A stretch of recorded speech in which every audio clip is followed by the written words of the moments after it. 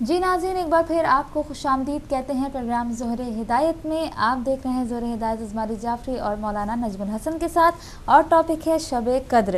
ہمارے ذہن میں بے شمار سوالات ہیں، لسٹ ہے، آپ کے ذہن میں بھی سوالات ہوں گے، اور ظاہر کالز کا سلسلہ بس ودن 5 منٹ جو ہے وہ کھول دیا جائے گا، نمبر ڈسپلے ہو جائے گا، آپ بھی پروگرام میں شامل ہو سکتے ہیں اور جو بھی سوال پوچھنا چاہیں ضرور پوچھ سکتے ہیں۔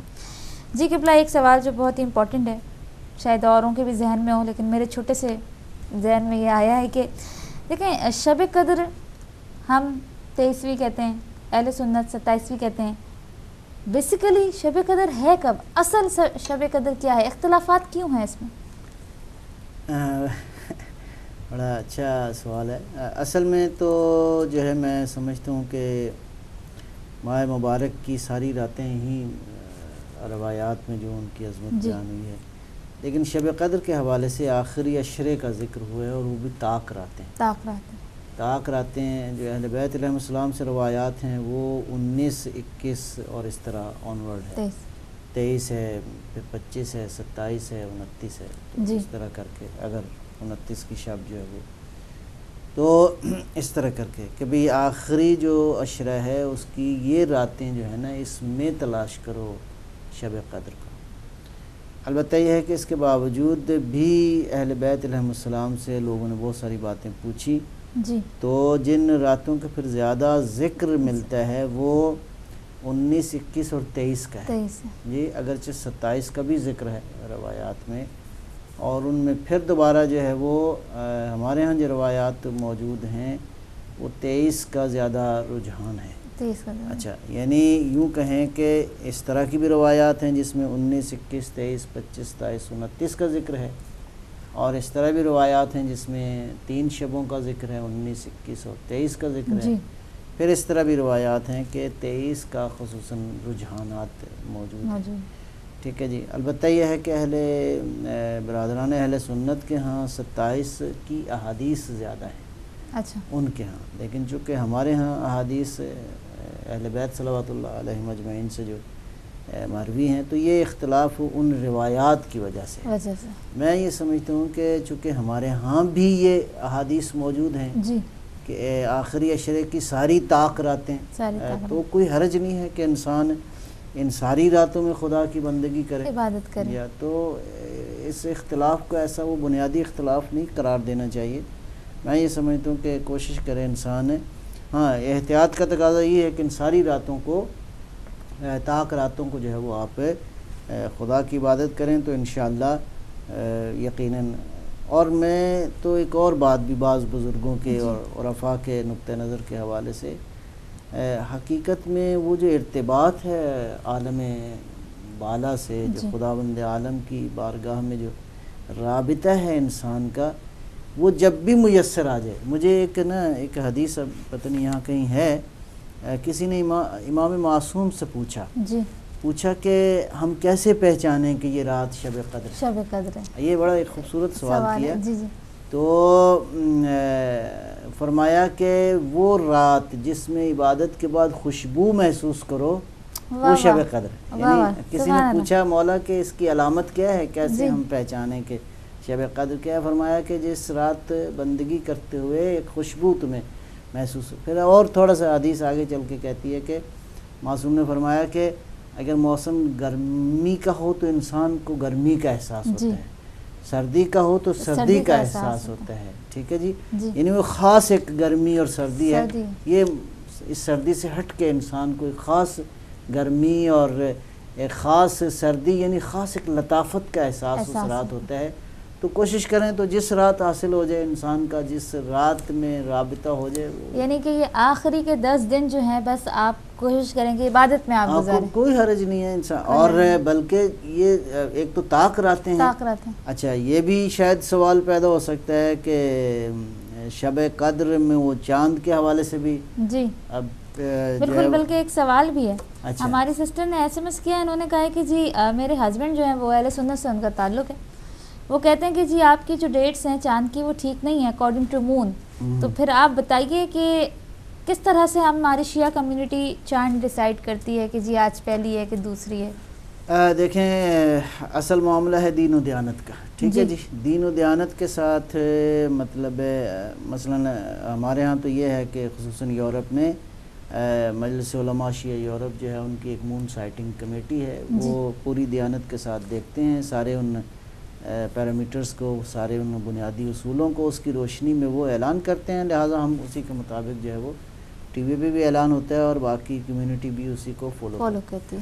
اچھا، اور اسی طرح اہل سنت کے ہاں بھی بہرحال ان کے ہاں مطلب جو مراکز ان کے ہیں، ان کے اس کی روشنی میں وہ دین و دیانت کے ساتھ ظاہر ہے انشاءاللہ وہ بھی دین و دیانت کے ساتھ کرتے ہیں۔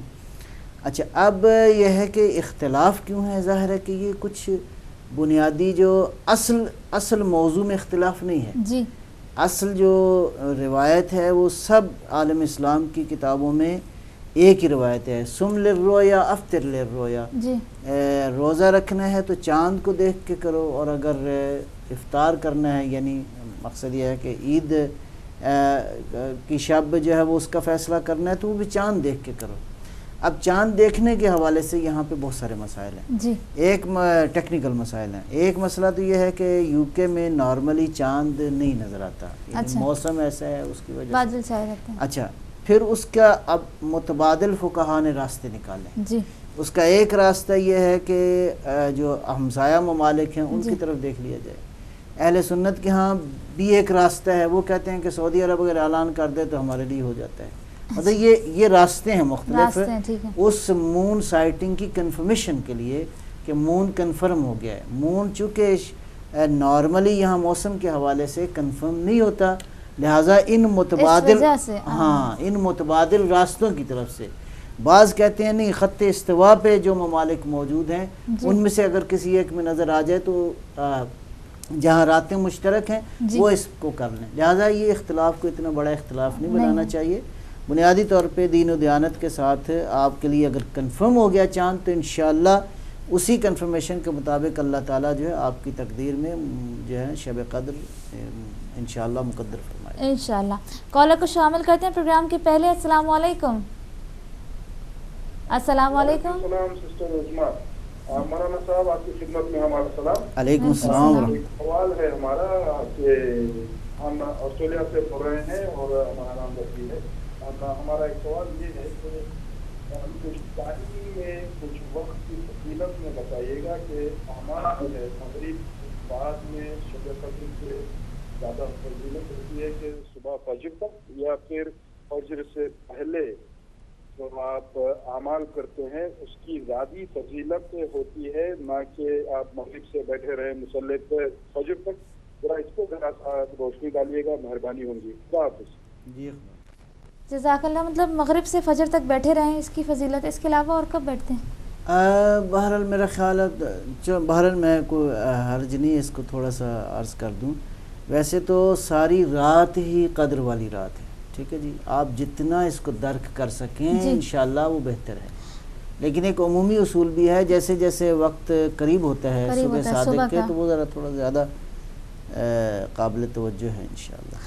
مطلب اور بھی اگر ہم اور بھی عبادتوں کی رات دیکھتے ہیں تو ہم یہی لیتے ہیں کہ جی مغرب سے ہم فجر تک مطلب رات کا مطلب یہ ہے کہ جو ہے نا تنزل الملائکۃ فیہا، یعنی ساری رات فرشتے نازل ہوتے ہیں، لیکن ظاہر ہے کہ سحر کے جیسے جیسے نزدیک ہوتا ہے وہ وقت خاص معنویت کا، ایک خاص اس میں روحانیت ہوتی ہے، خاص اللہ تعالیٰ کے فرشتوں کی توجہ ہوتی ہے، ادروائز یہ ساری رات قدر والی رات ہے، اگر کوئی ہمت کرے تو ساری رات مغرب سے فجر تک۔ ٹھیک ہے، اگلے کالر کو بھی شامل کرتے ہیں۔ السلام علیکم۔ السلام علیکم۔ آپ تو ہولڈ پہ کرا کے ہمیں چلے گئے۔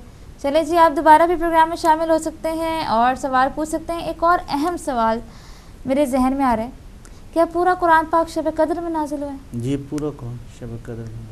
تو جب پورا قرآن شب قدر میں نازل ہوا ہے تو پھر یہ کیا ہے کہ یہ مکی صورت ہے، یہ مدنی صورت ہے، یہ مدینے میں نازل ہوئی، یہ مکے میں نازل ہوئی؟ یہ دیکھیں اس آیہ مبارکہ میں یہ جو انا انزلناہ فی لیلۃ القدر، ہم نے سارے قرآن کو لیلۃ القدر شب قدر نازل جی، تو یہ کہتے ہیں قرآن کریم دو طرح سے نازل ہوا ہے، ایک نزول تدریجی ہے، ایک نزول دفعی ہے۔ تدریجی وہی ہے کہ کچھ حصہ جو ہے وہ حضور جب مکہ میں تھے تو وہ قرآن کریم نازل ہوا، پھر اس کے بعد جب آپ ہجرت فرما گئے تو باقی قرآن کریم جو ہے وہ ہجرت کے بعد مدینہ میں، لہٰذا اس اعتبار سے بعض صورتیں مکی ہیں، بعض صورتیں مدنی ہیں۔ کالر کو بھی شامل کرتے ہیں۔ السلام علیکم۔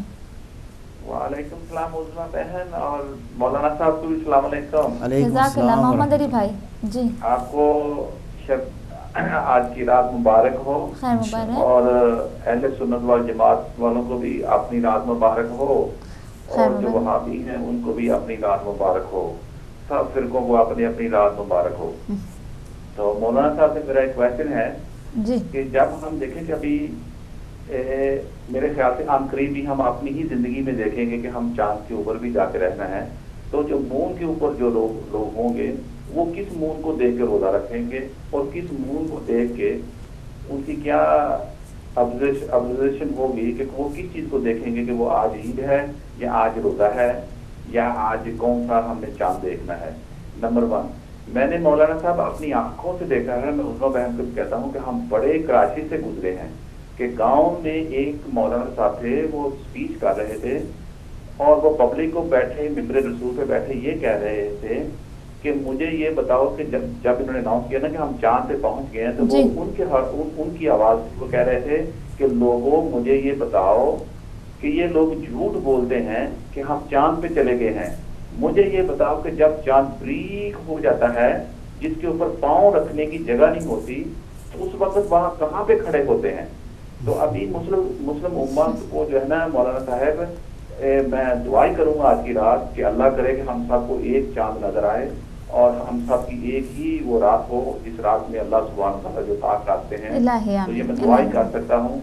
اور جو میرے اپنا کیا کہتے ہیں جو نوجوان سن رہے ہیں، جو نوجوانوں کے دلوں کے اندر درد ہے وہ اٹھیں اور اپنی آرگنائزیشن بنائیں اور الحمدللہ مزید کی روشنی کے اندر ان کو بتائیں کہ ہم بہت آپ پیچھے رہ چکے ہیں اور آپ ہماری رہنمائی فرمائیں اور ہم آگے چلیں اسلام کو لے کے، اور انشاءاللہ تعالیٰ ایسا ہی ہوگا۔ محرموں سے پہلے میں کوشش کروں گا کہ اہل تشیع بھائیوں کو اکٹھا کر کے اور ان کو علماء دین کی روشنی کے اندر ہی ہم ایک نئی گائیڈ لائن لیں اور آگے کی طرف چلیں۔ اب ہم وہیں کے وہیں کھڑے ہیں جہاں سے ہم کو نبی پاک صلی اللہ علیہ وسلم چھوڑ کے گئے تھے۔ جزاکم اللہ خیر۔ جزاک اللہ، بہت شکریہ۔ ایک سوال کیا ہے، چلیں سوال تو سوال ہی ہے، مون کے اوپر جب لوگ جائیں گے تو وہ یہ نہیں ہو سکتا کہ اللہ کہیں اس کی مخلوق وہ یا خلق فرمائے یا وہاں پہ بھیج دے اور اس کی ہدایت نہ کرے۔ واہ واہ، یہ نہیں ہو ہی نہیں سکتا کہ پروردگار جو ہے ہادی کا بندوبست نہ فرمائے۔ ایک اور اس کے بعد مجھے حدیث سے یاد آ گئی امام صادق علیہ الصلوۃ والسلام سے کہ آپ نے اپنے ایک صحابی جناب جابر بن حیان سے گفتگو کرتے ہوئے فرمایا کہ بہرحال اس کی تفصیل تو زیادہ ہے، فرمایا کہ دیکھو جس طرح تم لوگ یہاں پہ رہتے ہو نا زمین پہ، اور تمہارا ایک تمدن ہے، کلچر ہے، انسانوں کے رابطے ہیں، ایک سارا سلسلہ ہے، اسی طرح اس عالم کے اندر خداوند عالم نے اور بھی عالم خلق فرمائے ہیں، وہاں بھی لوگ رہتے ہیں، اور اسی طرح اچھا جس طرح تمہارا خیال ہے کہ تمہارے علاوہ کائنات میں کوئی نہیں رہتا، ان لوگوں کا بھی یہی خیال ہے کہ ہمارے علاوہ کائنات میں کوئی نہیں رہتا۔ اور آگے جو بات ارشاد فرمائی وہ اس سوال کا جواب بھی ہے، فرمایا کہ میں ہر عالم میں خدا کی حجت ہوں۔ سبحان اللہ، بہترین، آپ نے میرا خیال ہے سوال کا جواب جو ہے دے دیا۔ اگلے کالر کو شامل کرتے ہیں۔ السلام علیکم۔ السلام ورحمۃ اللہ وبرکاتہ۔ وعلیکم السلام۔ علیکم السلام۔ میں نے تو سے دونوں سننے والے ہیں، آپ لوگوں سے بھی آج شب قدر ہے تو ضرور میرے لیے دعا کیجیے گا۔ ساتھ ساتھ ایک بات میرے ذہن میں بھی گفتگو آپ لوگ کر رہے تھے کہ قرآن 27 کو پورا نازل ہوا اور یا پورے سال ہوا، تو میری ایک چیز ذہن میں آئی تو میں نے فرما دے تو میں چھوڑ دوں گا۔ اصل میں قرآن ہے قصیدہ محمد و اہل محمد، تو جب رسول پہ آ گیا تو اب اس کے بعد قرآن انتظار کرتا رہا کہ کب جو ہے وہ پنجتن کا گھرانہ غریب کو کھانا دے گا تو وہ معاہدہ پوری ہو، کب مختلف ایونٹس ہوں گے، کب مولا علی رکوع میں جا کے جو ہے وہ انگوٹھی دیں گے تو وہ پھر ریلیز. تو یہ اصل میں قرآن نے ایک دفعہ جب کہہ دیا کہ ایک ساتھ نازل ہوا، لیکن پھر قرآن انتظار کرتا رہا کہ محمد وآل محمد جو کچھ کرتے رہے اس کی تصدیق ہوتی رہے اور وہ ریلیز ہوتی رہے. تو یہ میرے دل میں ایک خیال آیا تھا تو میں نے کہا آپ سے شیئر کر دوں، آپ کے لائف سے اگر روشنی ڈالیں. جزاک اللہ علی نقوی صاحب، بہت شکریہ، خوبصورت بات کے ساتھ شامل ہوئے. قرآن کریم دیکھیں، اس کی حقیقتیں، اس کے درجات مختلف ہیں. پہلا درجہ ہی لفظ ہیں جی جو اللہ کی طرف سے قلب پیغمبر صلی اللہ علیہ وسلم پہ نازل ہوئے. پھر قرآن کی باطنی حقیقتیں ہیں جی، وہ اس میں کوئی شک نہیں ہے، اور ان باطنی حقیقتوں کا تعلق زمین سے لے کر عرش اور عرش سے بالا تر خدا کا قرب ہے. واہ، یہ قرآن یہاں سے وہاں تک نور ہے. نور ہے جی، قرآن کریم کی ساری حقیقت پیغمبر کے سینے میں تھی، پہلے سے تھی، اس میں شک نہیں ہے، جیسے ہمارے عزیز نے اشارہ کیا ہے. جی، اور حضور یہ بھی جانتے تھے کہ قرآن سارے کا سارا کیا ہے. ٹھیک ہے جی، لیکن بہرحال اللہ نے اپنے ایک پلاننگ کے مطابق، اپنی اس مشیت کے مطابق جیسے جیسے واقعات ہوتے گئے اور ان آیات یا صورتیں جو نازل ہوتی رہیں. بہرحال اس میں شک نہیں ہے کہ قرآن کریم میں اپنی ہی آیتوں کی روشنی میں دو طرح سے نازل ہوا ہے.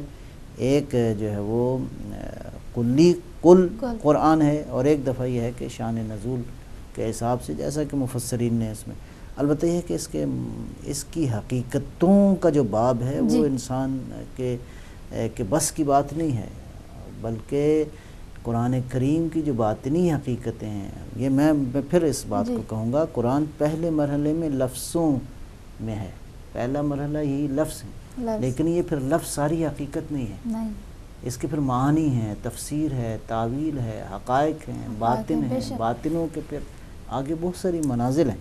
تو وہ ساری حقیقتیں جو ہیں سرکار دو عالم اور اہل بیت علیہ السلام جو ہیں، دونوں ایک دوسرے کا وہ ہیں، پرتو ہیں، دونوں ایک دوسرے کی حقیقت کی تفسیر ہیں. واہ. کالر کو شامل کرتے ہیں. السلام علیکم. السلام علیکم. وعلیکم السلام. کون بھائی، کہاں سے؟ میں جرمن سے سعید علی رضا بول رہا ہوں. جی بھائی. عظما بہن اور مولانا صاحب کی خدمت میں سلام پیش کرتا ہوں. وعلیکم السلام ورحمۃ اللہ. تو میں نے نا وہ لینا ہے مولانا عابدی صاحب کا، کوئی کانٹیکٹ نمبر مل سکتا ہے؟ کوئی مسائل پوچھنے ہیں. وہ انڈیا گئے ہوئے ہیں. کوئی ایسا مسئلہ جو آپ ابھی پوچھنا چاہیں تو پوچھ سکتے ہیں. اگر کوئی اور کسی اور علماء کا اگر نمبر مل جائے تو چلیں آپ کنٹرول روم سے رابطہ کر لیں، آپ کو نمبر مل جائے گا انشاءاللہ، یا پروگرام کے بعد آپ ایڈمن میں فون کر لیں تو آپ کو نمبر مل جائے گا. ٹھیک ہے، ایڈمن کا نمبر ہے 01274294448. آپ اس پہ رابطہ کر لیں. ماشاءاللہ علماء کرام، ابھی بلکہ اگلا پروگرام علماء کرام کا ہی ہے اور سب یہاں موجود ہوں گے تو آپ ضرور بات کر سکتے ہیں. اچھا قبلہ، ایک بات اور بتائیں، بلکہ کالر کو پہلے شامل کرتے ہیں. السلام علیکم. السلام علیکم. السلام علیکم سسٹر عظما اور مولانا صاحب، آپ کی خدمت میں پھر سے سلام، اور آپ دونوں کو بے قدر بہت بہت مبارک. ایک سوال تھا ہمارے ذہن میں یہ کہ اگر یہ تراویح جو ہے ہمارے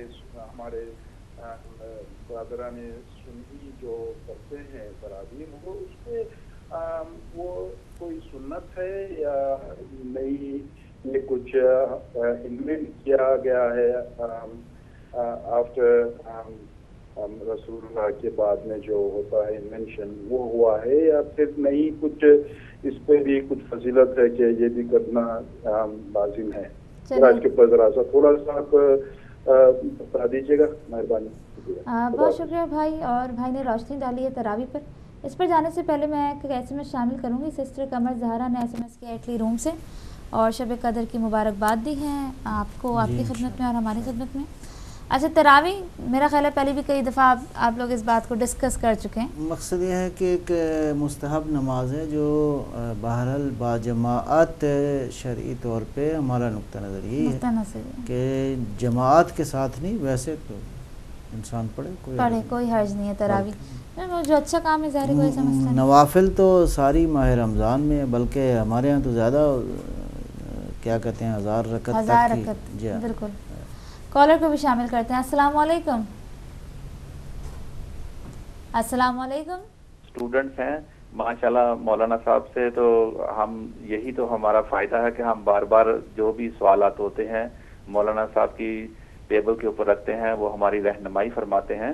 تو ماشاءاللہ انہوں نے بہت اچھا جواب دیا مجھے، ٹھیک ہے، لیکن اس کے بعد ایک اور سوال پیدا ہوتا ہے کہ امت کے اندر کتنے ہادی ہوتے ہیں؟ کہ اللہ سبحانہ وتعالیٰ امت کے لیے ایک ہادی بھیجتا ہے کہ یہاں وہ مختلف ہو، ان کے وہ جو فرقے بنے ان کے اپنے اپنے ہادی بھیجتا ہے کہ یہ لو اپنے اپنے ہادی لے لو اور ان کی رہنمائی کے اندر چلتے رہیں. تو آپ مجھے رہنمائی فرما دیں کہ کیا امت کے کتنے ہوتے ہیں یا ایک ہی ہادی ہوگا؟ جزاکم اللہ خیر. جی آپ نے جی ایک وقت میں ایک ہی ہادی، ایک وقت میں ایک ہی ہادی، اور ہم خوش خصوصاً نصیب ہیں کہ ہمارے خاتم موجود المرسلین کے بعد جو ہے وہ پہلے تھا انبیاء مختلف امتوں کی طرف آتے رہے، حضرت صلی اللہ علیہ وسلم کے بعد قیامت تک ایک ہی ہادی، ایک ہی ہادی ہے. ایک ہی، ماشاءاللہ ایک زمانے میں ایک ہی، ایک زمانے میں ایک ہی. اچھا یہ تو ہمارا ماننا ہے، اب وہ کہہ رہے ہیں کہ جیسے اہل سنت نے اپنے ہادی بنائے، پھر انہوں نے کسی نے کوئی نہیں بنایا. دیکھیں جب اللہ بھیجتا ہے تو اللہ ظاہر اللہ بہتر جانتا ہے کہ کیا، اور وہ بھی ضرورت اس زمانے میں جو بنی اسرائیل کے انبیاء تھے بہت بڑی تعداد میں تھے، اور اس طرح بھی روایات ہیں کہ انہوں نے ایک ایک روز میں 80 انبیاء کو قتل کیا، شہید کیا. تو یہ ہے کہ وہ یعنی جب تک نصاب کامل نہیں ہوا تھا، جب تک انسان تعلیم کے مختلف مراحل گزار رہا تھا تو مختلف اساتذہ آتے رہے، اور ایسے مراحل بھی آئے کہ جہاں تھوڑا سا نسبتاً بڑی سطح کا نصاب جو ہے، سرکار دو عالم صلی اللہ علیہ وسلم جب تشریف لائے تو اب وہ کامل نصاب آ چکا ہے، ٹھیک ہے جی، وہ اب نہیں آئے گا. لہٰذا اس کامل نصاب کی حفاظت، اس کی تشریح اور تفسیر کے لیے ایک زمانے میں ایک ہی ہادی ہوگا. یہی وجہ ہے کہ حضرت صلی اللہ علیہ وسلم کے زمانے میں اگرچہ امیر المومنین علی ابن ابی طالب تھے علیہ الصلوۃ والسلام، اور پنجتن پاک میں سے باقی ہستیاں بھی تھیں. امام حسن مجتبیٰ نے 5 سال کی عمر میں تاریخ میں لکھا ہے کہ 5 سال کی عمر میں مسجد نبوی میں درس قرآن دینا شروع کیا، ساری زندگی دیتے رہے. نہیں لیکن جب پیغمبر ہیں تو پھر پیغمبر ہیں، باقی سب پہ واجب ہے کہ ان کی اطاعت کریں. جب علی علیہ السلام ہے تو پھر باقیوں کی فرض ہے کہ ان کی اطاعت کریں. ایک زمانے میں ایک ہی ہادی، اور ابھی جو ہے وہ آخری ہادی موجود ہیں، اللہ جب چاہے گا تو ظہور فرمائے. بالکل انشاءاللہ. کالر کو بھی ایک آخری بریک سے پہلے آخری کالر، اس کے بعد بریک کے بعد کالز کا سلسلہ شروع کریں گے. کال ہے کہ ڈراپ ہو گئی. ہیلو السلام علیکم. کال ڈراپ ہو گئی، کوئی بات نہیں. بریک سے پہلے ایک سوال ہے، اس پر جاتے ہیں اور پھر بریک پہ جائیں گے اور پھر واپس آئیں گے اور پھر سے آپ کی کالز کا سلسلہ شروع کریں گے. اچھا جی، سوال یہ ہے کہ دعائے جوشن کبیر، ماشاءاللہ، ٹھیک ہے، آپ اس کو پڑھنے کی آج کی رات فضیلت بتائیں. دعائے جوشن کبیر پہ تو بہت ساری گفتگو ہو سکتی ہے. سب سے پہلے تو سمجھنا چاہیے یہ دعا کیا ہے. یہ دعا کیا ہے؟ میں اس کو یوں کہوں گا، اگر پتہ نہیں وقت ہے کہ نہیں، ورنہ اگلی اس میں کر لیں گے انشاءاللہ. قرآن کریم کے بارے میں ہے کہ اگر ہم پہاڑوں پہ نازل کرتے تو یہ ریزہ ریزہ ہو جاتے. اچھا، یہ سنگینی اصل میں معنوی ہے، یہ کوئی مطلب ہے یہ والی بھاری بوجھ نہیں ہے جو کہ مادی بوجھ ہے، اس سے مراد بھی معنوی سنگینی ہے. بلکہ یہ آیت اللہ جوادی عاملی ایک جگہ ارشاد فرماتے ہیں، کہتے ہیں کہ یہ مثال ہے سمجھانے کے لیے، ورنہ قرآن کریم کی جو عظمت ہے وہ کائنات بھی تحمل نہیں کر سکتی. کائنات میں اتنی تاب و توان نہیں ہے کہ قرآن کریم کی عظمت کو جو مقام قرب پروردگار سے نازل ہوا ہے اس کی عظمت کو تحمل کر سکے. یہ فقط سرکار دو عالم صلی اللہ علیہ وآلہ وسلم کا سینہ مبارک ہے، ان کی روح کی وسعت اتنی ہے، ان کی عظمت اس قدر زیادہ ہے کہ ان کے سینے میں یہ قرآن جو ہے وہ موجود ہے. ایسی ہستی کے بارے میں روایت ہے کہ کسی ایک جنگ کے موقع پہ حضور ایک سنگینی جو ہے وہ محسوس کر رہے تھے. یہ ہے اس بات کو سمجھنے کے لیے. تو جبرائیل جو ہے وہ آئے، بارگاہ پروردگار سے سلام کیا اور کہا اللہ نے آپ کی خدمت میں آپ کے لیے سلام بھیجا ہے، اور اللہ نے یہ دعائے جوشن کبیر جو ہے وہ آپ کو اور جو ہے ہدیہ عطا فرمایا. اب دعائے جوشن کبیر کیا ہے؟ میں اس کو سادہ لفظ میں یوں کہوں کہ توحید کی معرفت کا ٹھاٹھیں مارتا ہوا سمندر، واہ سبحان اللہ، توحید کی بے معرفت کا کران سمندر ہے۔ خداوند عالم کے اسماء گرامی، خداوند عالم کی عظمت، اس کے اوصاف، سبحان اللہ، اس کی صفات کو اگر کسی نے جاننا ہے تو دعائے جوشن ہے، دعائے جوشن کبیر ہے۔ اور ایک روایت جو میری نظر سے گزری ہے کہ اگر مرنے والا اپنے کفن پہ یہ دعائے جوشن کبیر ہو اس کے، تو اللہ فرماتا ہے مجھے حیا آتی ہے میں اس کو عذاب کروں۔ سبحان اللہ، کیا ہی یعنی ماشاءاللہ، یہ ہزار اسم ہیں دعائے جوشن جی کبیر، بالکل ہم پڑھتے ہیں اللہ تعالیٰ کے ہزار اسم ہیں۔ اور یوں ہے کہ قرآن اس دعائے مبارکہ کو اگر کوئی ماہ مبارک کے رمضان میں 3 بار تلاوت کرے تو بس جنت انشاءاللہ پکی ہے۔ سبحان اللہ، سبحان اللہ، انشاءاللہ۔ بالکل اس کو کنٹینیو کرتے ہیں، جی۔ بریک کا وقت ہوا جاتا ہے، ماشاءاللہ کیا ہی خوبصورت فضائل، اور جو اپنی کفن پہ جوشن کبیر لکھوائے گا تو اللہ تعالیٰ اس پر عذاب نازل نہیں کرے گا۔ انشاءاللہ۔ اسی پوائنٹ پر جو ہے بریک لیتے ہیں، ناظرین کہیں نہیں جائیے گا، ہمارے ساتھ رہیے گا، لیتے ہیں چھوٹی سی بریک۔